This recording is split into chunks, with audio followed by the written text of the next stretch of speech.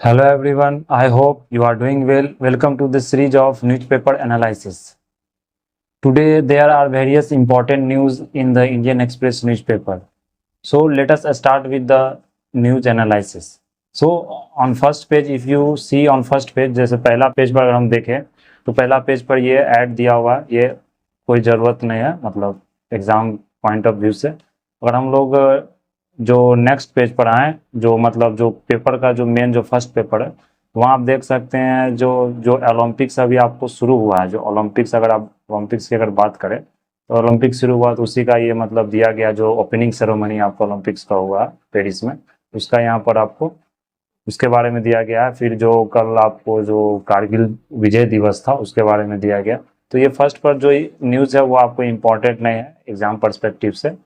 सो अगर हम लोग फिर सेकेंड पेज पर, सेकेंड पेज पर वो न्यूज इंपॉर्टेंट नहीं, मेनली जो आज का जो मेनली न्यूज है वो एक्सप्लेन पेज पर जो है वो इम्पोर्टेंट है। और एक यूनेस्को हेरिटेज साइट में जो इंडिया का जो अहोम किंगडम का एक मोनूमेंट है उसे मतलब यूनेस्को हेरिटेज साइट में इंक्लूड किया गया, तो वो हम लोग देखेंगे और यूनेस्को के बारे में देखेंगे, उसका पूरा क्या मतलब यूनेस्को क्या होता है और कैसे मतलब किसी चीज़ को इंक्लूड किया था, कौन कौन सा मोनूमेंट और कल्चरल हेरिटेज इंडिया का इंक्लूडेड है, वो आपको मतलब बीपीएससी या यूपीएससी का जो पीटी का क्वेश्चन है वो वहाँ से आपको बन सकता है। तो अगर हम लोग नेक्स्ट पेज पर जाएं तो यहाँ पर भी अगर देखें तो सिटी का न्यूज है, यहाँ भी कुछ इंपॉर्टेंट नहीं है ये आपको। फिर सिटी का न्यूज़ है, ये भी यहाँ पर कुछ इंपॉर्टेंट नहीं है एग्जाम परस्पेक्टिव से। यहाँ भी देखें अगर वो मतलब यहाँ भी इम्पोर्टेंट नहीं है। और हम लोग नेक्स्ट पेज पर आए तो ये पेज नंबर 8 पर भी देखें तो इस पेज पर भी अगर आप देख लेंगे तो कोई कुछ इंपॉर्टेंट न्यूज़ नहीं। अगर पेज नंबर 9 पर आए तो 9 पेज पर भी देख लेंगे, कोई कुछ इंपॉर्टेंट यहाँ पर न्यूज़ नहीं। एशियान टॉक हुआ था, वो जब एक्सप्लेन पेज में आएगा एशियान कंट्री के बारे में क्या क्या टॉक हुए हैं, क्या क्या मतलब जो इनिशिएटिव्स लिए गए हैं, तो वो हम लोग आगे देखेंगे। और हम लोग नेक्स्ट पेज पर आए तो अगर इसी पेज पर जो मतलब पेज नंबर 8 जो था इसी पर अगर हम लोग देखें यहाँ पर तो ये आपको जो दिया गया है चेहरा, ये जो आपको एक मतलब मोनूमेंट्स जो बनाया गया, जो मोनूमेंट्स है उसको मतलब यूनेस्को वर्ल्ड हेरिटेज साइट में इंक्लूड किया गया। तो this monuments we call it as, it is name in मतलब आसाम में है ये, तो इसका नाम है आपको चेराडियो मोइडेम्स। ये बरियल माउंट्स है अहोम किंगडम का, जो इंक्लूड किया गया आपको यूनेस्को वर्ल्ड हेरिटेज साइट्स में। तो अगर हम यूनेस्को वर्ल्ड हेरिटेज साइट्स की यहाँ बात करें तो सबसे पहले हम लोग ये मोनूमेंट्स के बारे में देख लेते हैं। तो वे मोनूमेंट्स आपको यहाँ पर क्या दिखाते हैं, अगर हम इसे जूम करें यहाँ पर, जस्ट जूम इट, तो अगर हम इसे यहाँ पर देखें तो ये बताया गया है कि जो ये जो मोनूमेंट्स आपको, ये जो आप मोनूमेंट्स ये देख रहे हैं, ये मोनूमेंट्स, तो आपको जो ये मोनूमेंट्स है आपको तो यहाँ आप देख सकते हैं। तो ये जो मोनूमेंट्स है आपको ये असम में है, ये जो चेराइडियो जो मोनूमेंट्स आपको जो असम में है ये मोनूमेंट्स। और ये क्या है कि आपको ये बरियल माउंट्स है अहोम का, जो रॉयल्टी है were found included in the list of the UNESCO world heritage site. अगर हम बात करें यहाँ पर यूनेस्को वर्ल्ड हेरिटेज साइट की, तो ये फर्स्ट आपको such recognize sites from the north west, ये नॉर्थ वेस्ट का आपको सच पहला रिकॉग्नाइज साइट्स है। तो अगर हम ये आप यहाँ पर देखें जो अभी जो 46 सेशन हुआ था आपको यूनेस्को वर्ल्ड हेरिटेज साइट्स का, जो कमिटी हेल्ड किया गया था, उसके अनुसार ये साइट्स आपको यहाँ पर बनाया गया है। तो ये आपको यूनेस्को वर्ल्ड हेरिटेज साइट्स का क्या है, एक आपको एग्जाम्पल है, ये हम लोग यहाँ देख सकते हैं। तो हम लोग अगर यहाँ यूनेस्को वर्ल्ड हेरिटेज साइट की बात करें तो ये जो 46 सेशन हुआ था आपको, जो ये आपको जो 46 सेशन हुआ था इसमें क्या किया गया था, इसे रिकॉग्नाइज किया गया था, ये आपको मोडेम्स इन असम होता है। तो हम लोग देखेंगे कि मोडेम्स इन असम किसे बोला जाता है, ये मोडेम्स का मतलब क्या होता है। तो सबसे पहले अगर देख ले तो मोडेम्स जो है, मोडेम्स एट चेराडियो, ये एक जगह का नाम है Assam, showcase the glorious Ahom culture, Ahom culture को पूरा दर्शाता है, which places utmost reverence to ancestors.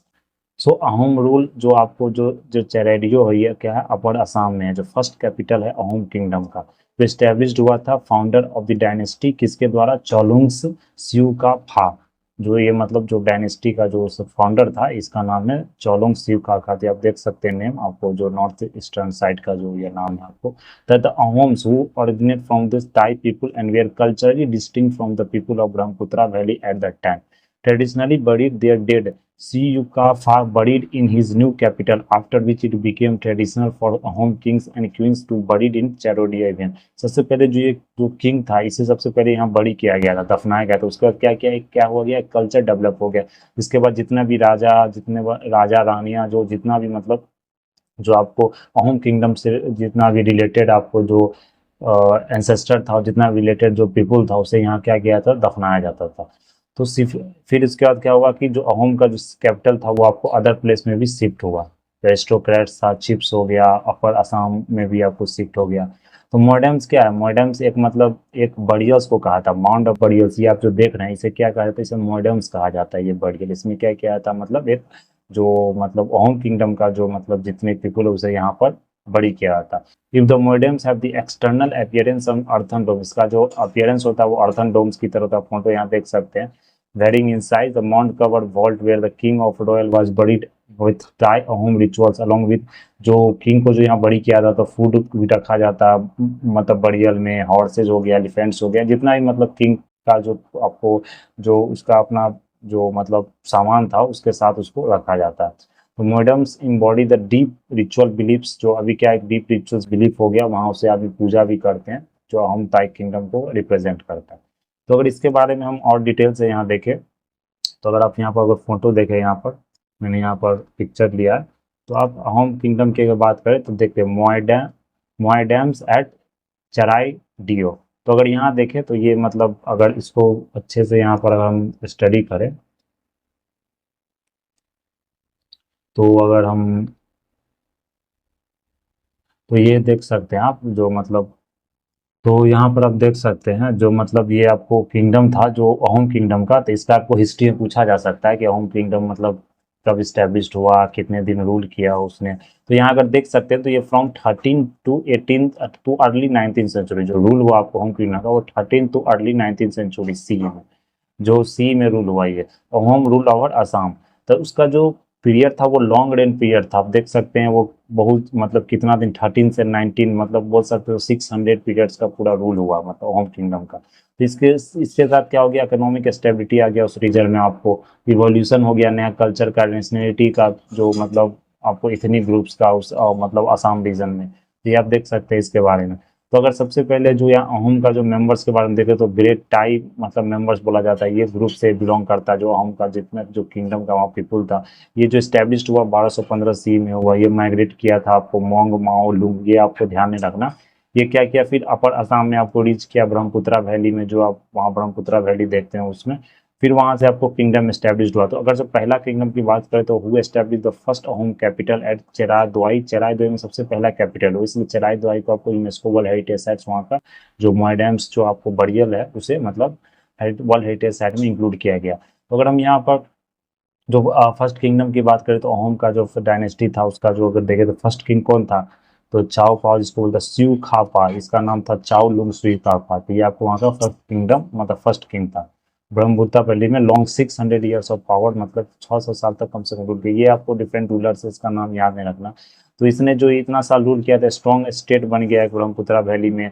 बहुत सारे मतलब जो इस्लामिक रूलर भी इन्वेट करने की कोशिश मतलब उस मतलब किंगडम के साथ इस्लामिक इन्वेडर्स भी बहुत ज़्यादा इन्वेट करने की कोशिश किया रूलर्स ने, लेकिन वो इन्वेट नहीं कर पाया। मुगल्स अगर देख सकते हैं तो पूरे मतलब कि बोल सकते हैं कि पूरा इंडिया में उसने रूल किया, लेकिन वो अहोम किंगडम को कभी मतलब कि एनेक्स नहीं कर पाए, कभी कैप्चर नहीं कर पाए। तो इतना मतलब वो प्रॉस्परस बोल सकते हैं और मतलब एक तरह से मजबूत आपको वो एक राज्य था। तो mighty Mughals and the provincial rulers, वो ब्रिटिश ने बहुत कोशिश किया लेकिन वो भी मतलब उससे भी कभी वो सफलता नहीं मिला।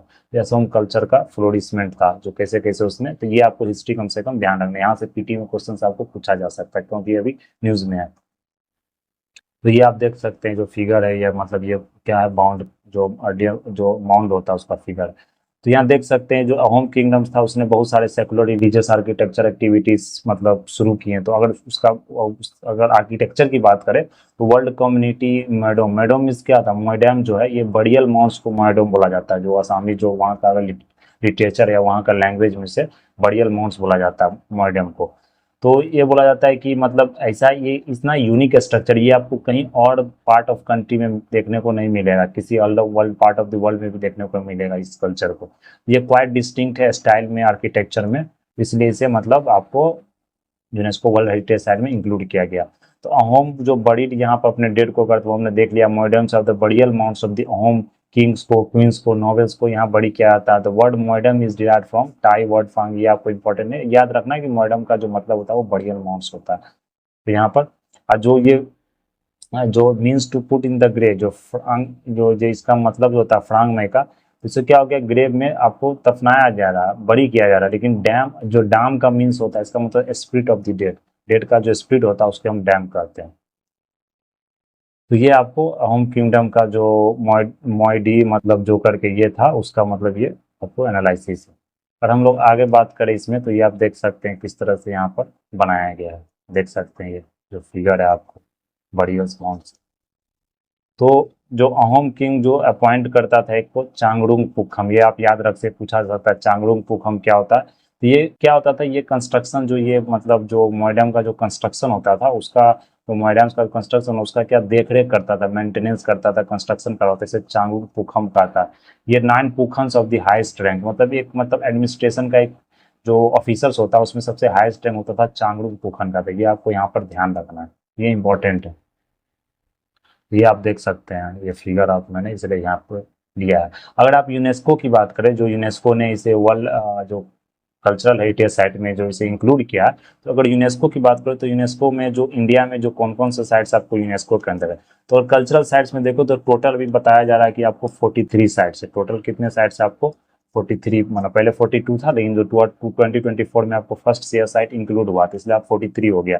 तो ये आपको यूपीएससी और एनी अदर पीसीएस एग्जाम में आपको ये पूछा जा सकता है, क्योंकि ये यूनेस्को का यूएन बॉडी है यूनेस्को का। तो ये यहाँ कोई भी साइट अगर इंक्लूड होता है, चाहे वो कल्चरल साइट हो या नेचुरल साइट्स हो या बायोडाइवर्सिटी का कोई साइट हो, उससे यहाँ पर क्वेश्चन आपको वो वहाँ से पूछ सकता है। तो अगर कल्चरल साइट्स की यहाँ बात करें तो सबसे पहले आगरा फोर्ट देख सकते हैं, 83 में इंक्लूड किया गया था। फिर अजंता केव्स से आर्कोलॉजिकल नालंदा महाविहार जो बिहार में है, बुद्धिस्ट मॉन्यूमेंट एट सांची देख सकते हैं, चंपानेर जो पार्क, जो पावागढ़ में आर्कोलॉजिकल पार्क है, छत्रपति शिवाजी टर्मिनल जो मुंबई में, चर्चेज गोवा में, जो धौलावीरा जो 2021 में इंक्लूड हुआ था हड़प्पन सिटी में, एलिफेंटा केव, इलोरा के, फतेहपुर सीकरी जो आगरा में आपको है। फिर अगर देखें तो चोला टेम्पल्स हो गया, हम्पी में हो गया, महाबलीपुरम हो गया, फिर पट्टाडकल हो गया, हिल फोर्ट्स राजस्थान हो गया, अहमदाबाद का सिटी हो गया, हुमायूं टॉम्स हो गया जो दिल्ली में, जयपुर सिटी राजस्थान में जानते हैं, जो काकाटिया का रुद्रेश्वर रामप्पा टेम्पल तेलंगाना में, खजुराहो का ग्रुप ऑफ मोन्यूमेंट्स जो हो गया आपको। फिर अगर महाबोधि टेम्पल की बात करें तो वो बोध गया में, मोइडेम्स जो अभी इंक्लूड हुआ 2024 में, ये मतलब अभी जो इंक्लूड हुआ ये आपको मोइडेम्स हो गया। फिर माउंटेन रेलवे ऑफ इंडिया हो गया, फिर कुतुब मीनार हो गया आपको दिल्ली में, रानी की बाग हो गया, किंग।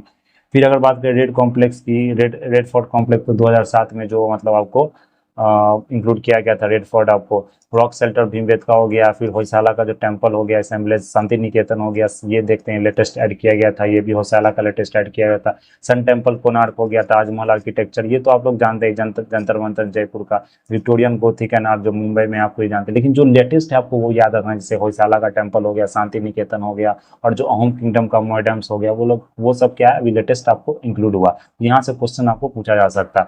अगर हम नेचुरल साइट्स की बात करें तो नेचुरल साइट्स में ग्रेट हिमालय नेशनल पार्क हो गया आपको, फिर काजीरंगा नेशनल पार्क हो गया जो सामने, कोयलादेव नेशनल पार्क हो गया, फिर मानस हो गया, नंदा देवी, ये जानते कहाँ है नंदा देवी आपको, उत्तराखंड वाला, सुंदरबन आप देख सकते हैं ये आपको वेस्ट बंगाल में हो गया। तो ये आपको यूनेस्को है। अगर हम और साइट्स की यहाँ बात करें तो यहाँ देख सकते हैं नेचुरल में एक वेस्टर्न घाट्स हो गया, तो नेचुरल में 7 है, और मिक्स्ड अगर देखें कंचनजंगा, ये नेचुरल और बोला जाता है कल्चरल हेरिटेज दोनों साइड से। तो ये आपको याद रखना है, जो कंचनजंगा ये मिक्स्ड आपको वर्ल्ड कल्चरल हेरिटेज साइट्स।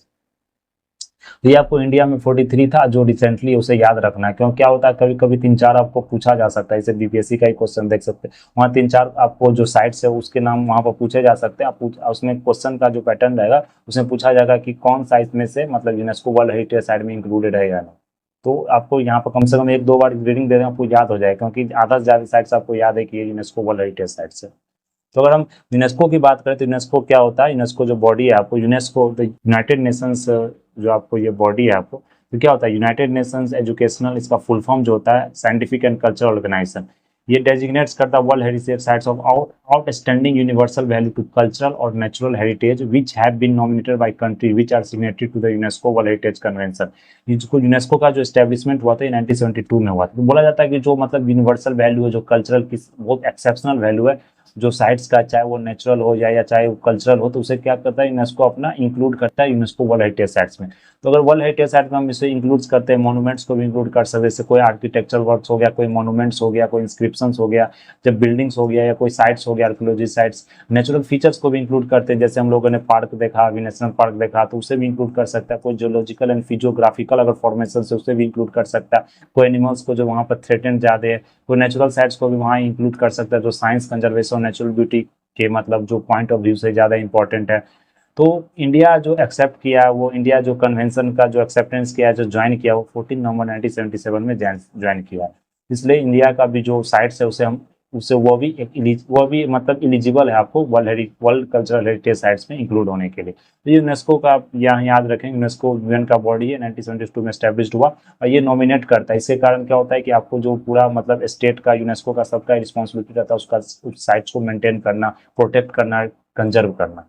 तो ये आपको यूनेस्को से रिलेटेड जो इंपॉर्टेंट जो करंट अफेयर्स था वो हम लोग ने यहाँ डिस्कस कर लिया। अगर आगे बढ़े यूनेस्को के बाद, तो इसी अगर पेज पर, तो एक और साइट्स को यूनेस्को वर्ल्ड हेरिटेज साइट में डाला गया, वो पैलेस्टीन का जो रीजन था वो।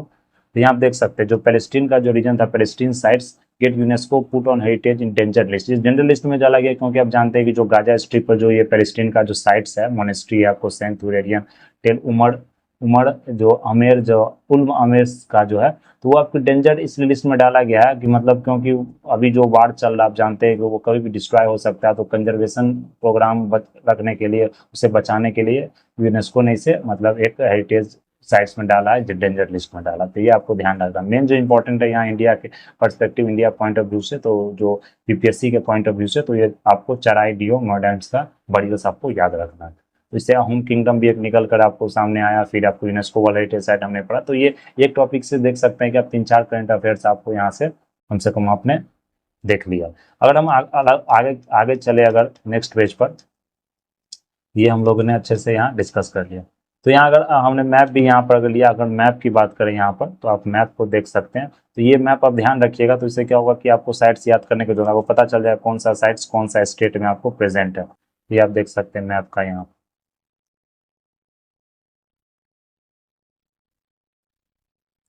तो ये आप मैप का यहाँ पर देख सकते हैं, ग्रेट हिमालयन, शिमला, चंडीगढ़, फतेहपुर सीकरी, जयपुर। तो ये आप यहाँ पर ध्यान रख सकते हैं। तो हम लोग अब नेक्स्ट पेज में देखें, तो यहाँ पर भी कुछ इंपॉर्टेंट आपको न्यूज़ नहीं है। अगर पेज 11 में भी कुछ इंपॉर्टेंट नहीं है, पेज 12 में भी नहीं है, पेज 13 में वर्ल्ड में भी यहाँ कुछ इंपॉर्टेंट न्यूज़ नहीं है। अगर 14 देखें, तो here also nothing is important. Editorial mainly it is given of that Bangladesh government, it's not important. what Kamala Harris has done, what Beijing meditator, so it's not important for UPSC. Yes, for your comprehension reading, for your practice, you can read this editorial page.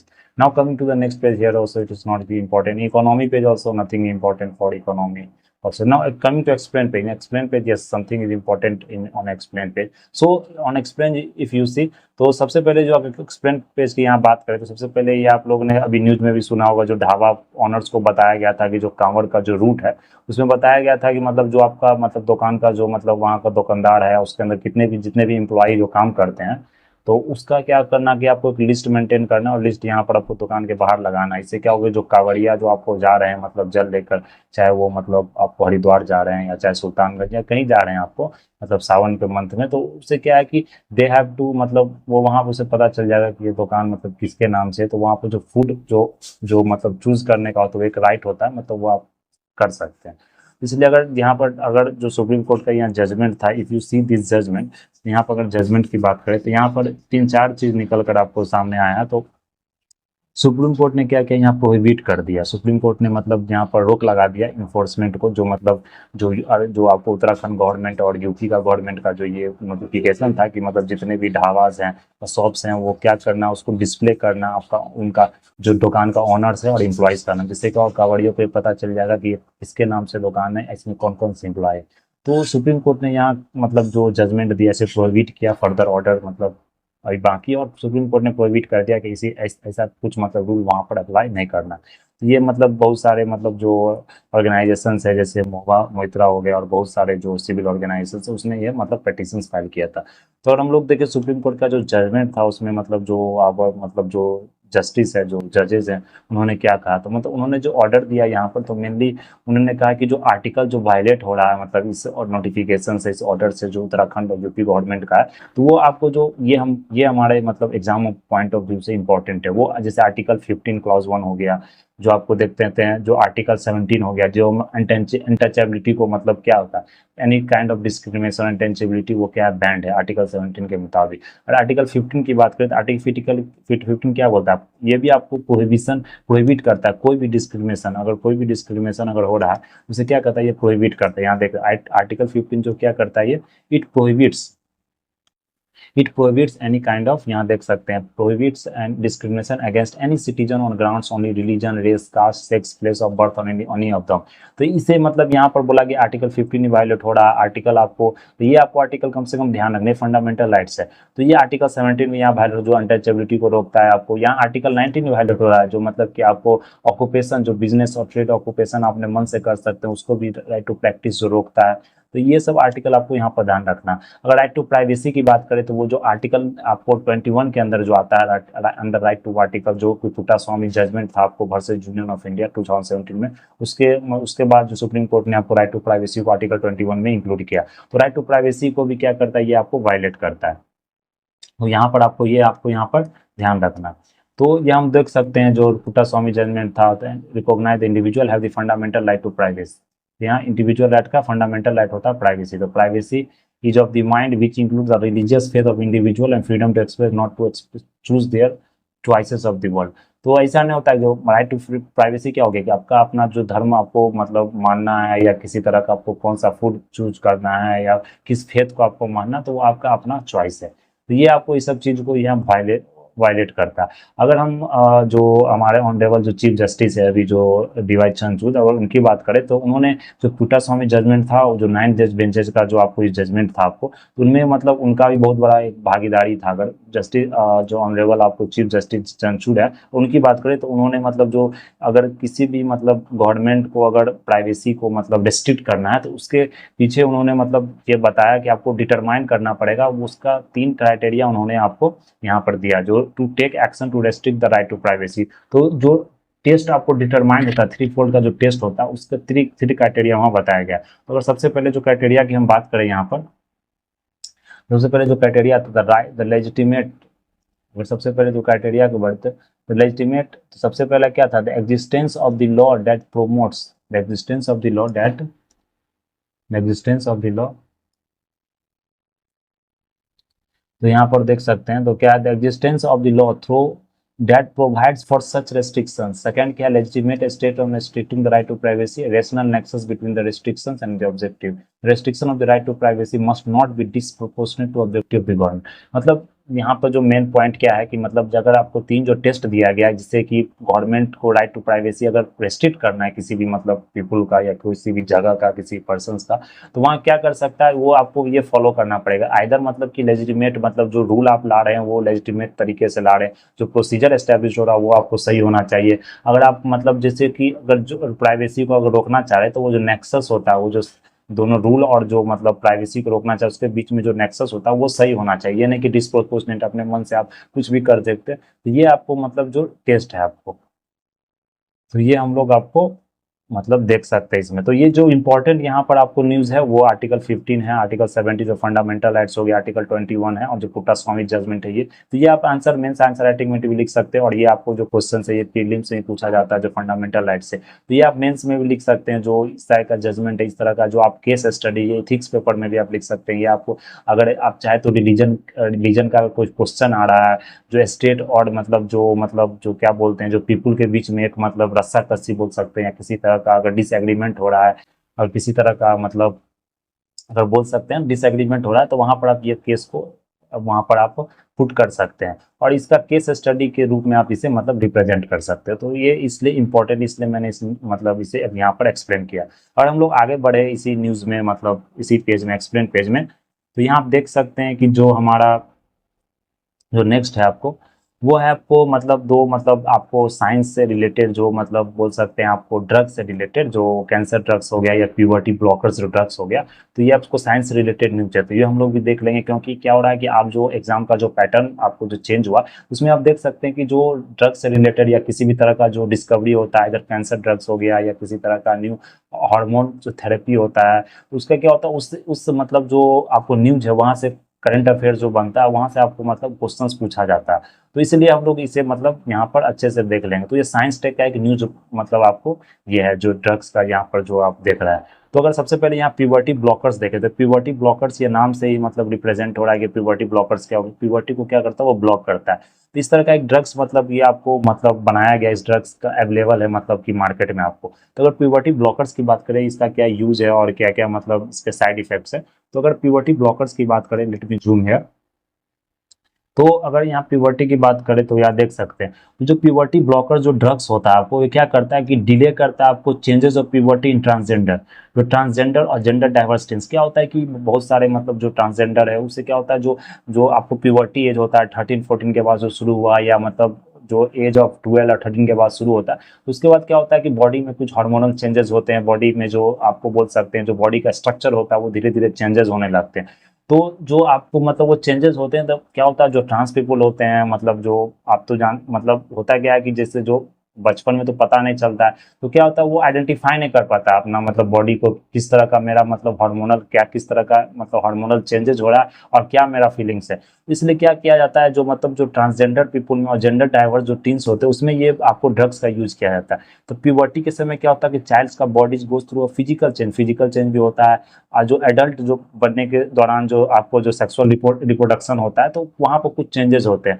तो ये initiate किया जाता है hormonal signals पे, जो brain में जो hormonal signals आपको वहाँ से इनिशिएट किया जाता है, जो गोनाड्स हो गया जैसे ओवरीज इन फीमेल हो गया, टेस्टिकल्स इन मेल हो गया। तो इसी कारण क्या होता है कि आपको ये, तो मैंने tin has a gender dysphoria, gender dysphoria क्या हो गया मतलब पता ही नहीं चल रहा है कि हम कौन से जेंडर को बिलोंग करते हैं।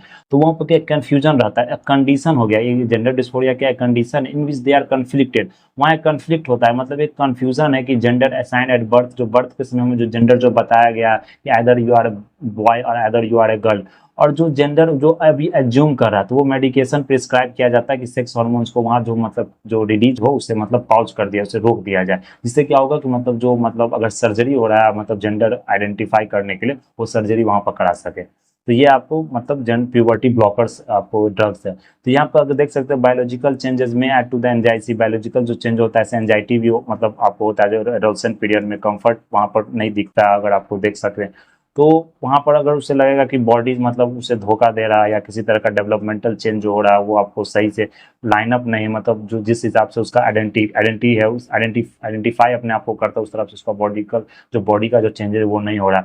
इसलिए डॉक्टर क्या करता है जो साइकोलॉजिकल प्रोसेस को वहाँ पर हॉल्ट कर देते हैं, स्ट्रेस क्या होता है कम होता है आपको। तो ये आपको ड्रग्स आपको चल रहा है। तो ये ड्रग्स वर्क्स कैसे करता है, ये आपको मतलब हार्मोन रिलीज करता है जो बॉडी को स्टॉप कर देता है सेक्स हार्मोन बनाने से। उसके बाद क्या होता है कि फेशियल हेयर जो हो गया, डीपनिंग लाइन ऑफ ग्रोथ जो हो गया, पेनिस स्क्वाड्रम्स टेस्टिकल्स को रोक दिया जाता है, यहाँ फीमेल एट बर्थ हो गया। तो ड्रग्स क्या करता है तो ब्रेस्ट डेवलपमेंट उसे यहाँ पर रोक दिया था, जो मेंस्ट्रुएशन साइकिल उसे यहाँ रोक देता है। तो प्यूबर्टी ब्लॉकर्स क्या करता है यूज्ड केसेस में जो प्रीकॉशियस प्यूबर्टी हो गया, जो कंडीशन होता है जो child body begins changing too soon, किसी कोई चाइल्ड को आप देखते हैं कि वो जल्दी आपको मैच्योरिटी आ जाता है, उसका बॉडी मतलब जो साइज होता है या बोल सकते हैं आपको जो जो फिजिकल चेंजेस होता है बहुत तेजी से होता है, इसके कारण वो ये ड्रग्स आपको वहाँ यूज किया जाता है। तो अगर बोलते हैं ये जो प्रिस्क्राइब किया जाता है इंडिया में किस तरह प्रिस्क्राइब किया जाता है, they are prescribe mostly for precocious poverty in India, ये आपको यहाँ पर बताया गया। तो जो आपको जेंडर रिसाइनमेंट सर्जरी करवाता है जो मतलब एज 18 एज से नीचे वो नहीं होता सर्जरी, वो 18 एज के बाद ही होता है। इसलिए वहाँ पर मतलब वो बॉडी जो प्यूबर्टी ब्लॉकर से उस ड्रग्स का यूज करके उससे मतलब जो सेक्स हार्मोन है उसको रोक रोक के फिर जो सर्जरी आपको रिअसाइनमेंट सर्जरी कराया जाता है।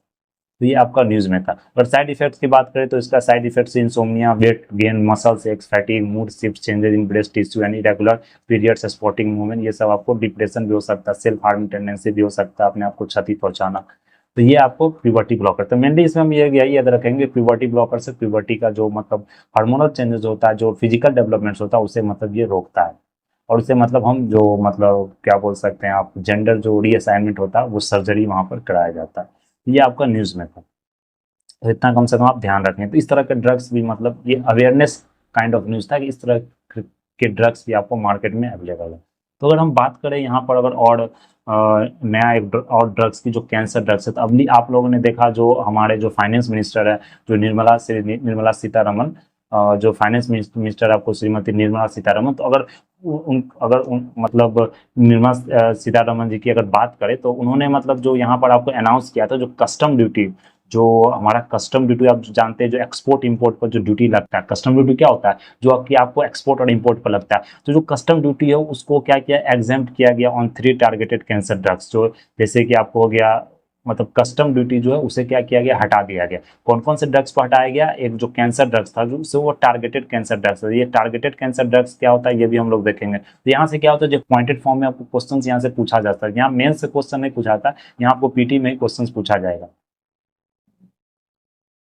तो अगर टारगेटेड कैंसर ड्रग्स की बात करें, तो यहाँ सबसे पहले देखते हैं ये ट्रेस्टुजुमैब, ये जानते हैं वो मेडिसिन का नाम है, तो ये मतलब कुछ थोड़ा सा अजीब नाम भी होता है। तो ट्रेस्टुजुमैब डिरक्सटेकैन, ओसीमैप, ओसिमर्टिनिव एंड ड्यूरावेलुमैब।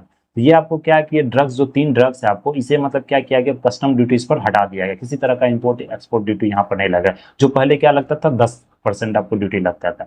तो ये ड्रग्स क्या हो गया कि आप एक्सेसिबल होगा इंडिया पेशेंट्स को, और जो ओवरऑल कॉस्ट होता है जो आपको कैंसर थेरेपी को, जानते हैं बहुत महंगा कॉस्ट होता है आपको कैंसर थेरेपी कराने में, वो क्या होगा, तो कुछ कम आपको पेशेंट को होगा।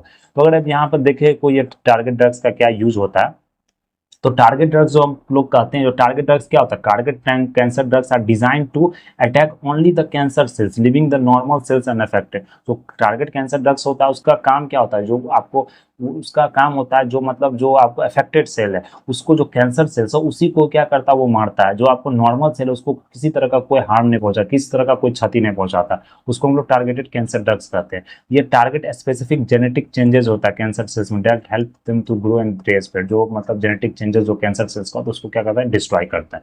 तो अगर हम देखें ये ड्रग्स का जो आउटकम्स है, ये बहुत अच्छा माना जाता है। अगर जो केमोथेरेपी की बात करें, तो केमोथेरेपी क्या है, वो ट्रेडिशनल एक तरह से थेरेपी होता था, जो केमोथेरेपी, उसमें बहुत ज्यादा ड्रग्स का हम लोग यूज करते, दवाई का यूज करते थे, और वो हार्म क्या करता, जो हेल्दी सेल्स था उसको भी वो हार्म करते। इसलिए आज के समय में क्या किया जा रहा है, केमोथेरेपी को आप प्रमोट नहीं किया जा रहा। आप जो नया जो मतलब जो ट्रीटमेंट होता है कैंसर का, तो वो क्या होता है, टारगेटेड कैंसर ड्रग्स होता है, नहीं तो इम्यूनोथेरेपी होता है। और इम्यूनोथेरेपी की बात करें, इम्यूनोथेरेपी क्या हो गया कि आपको वो टारगेट नहीं करता कैंसर सेल्स को, वो क्या करता है कि आपका जो सेल्स है, जो आपका इम्यून सिस्टम है, उसी को वो क्या करता है, मजबूत करता है। वो इस तरह से मजबूत करता है कि वो खुद से आपका जो इम्यून सिस्टम का जो सेल है, वो खुद क्या करेगा, वो कैंसर जो सेल्स है उसको वो मारेगा। इसलिए जो पेशेंट्स का इम्यून सिस्टम है उसको मतलब आपको इम्यून किया जाता है, या बोल सकते हैं उसको मजबूत किया जाता है कि वो जो अटैक करे आपको कैंसर सेल्स पर। तो ये इम्यूनोथेरेपी है, केमोथेरेपी, और ये आपको टारगेट कैंसर ड्रग्स है। और हम लोग जो ये 3 ड्रग्स है जिस पर आपको कस्टम ड्यूटीज को हटाया गया, एग्जेम्प्ट किया गया, जो 10% कस्टम ड्यूटी आपको इस पर लगते थे, तो अगर उस ड्रग्स की बात करें, तो वो कौन कौन सा ड्रग्स है, उसका क्या यूजेज है। तो अगर ये जो पहला ड्रग्स था हमको ट्रेस्टुजुमैब डिरक्सटीकैन, तो ये क्या है, एंटीबॉडी ड्रग कंजुगेट है, जो मतलब आपको मोनोक्लोनल एंटीबॉडी के द्वारा बनाया गया। मोनोक्लोनल एंटीबॉडी आप लोगों ने पढ़ा होगा साइंस टेक में। तो ये protein that acts like a human antibody, ये मतलब एक लेबोरेटरी में बनाया जाता प्रोटीन है जो ह्यूमन एंटीबॉडी की तरह काम करता है। इसे क्या किया था, मतलब आपको इंसर्ट किया था बॉडी में। तो ये क्या होता है कि जो कैंसर विथ एचईआर रिसेप्टर होता है, उसे वहां पर आपको क्या करता है, मतलब कैंसर जो होता है उसे क्या करता है, वहां पर ऑपरेट करता है। तो ये इतना याद रखना कि जो टेस्टोस्टेरोन बॉडी है वो मोनोक्लोनल एंटीबॉडी की तरह वहां पर आपको काम करता है।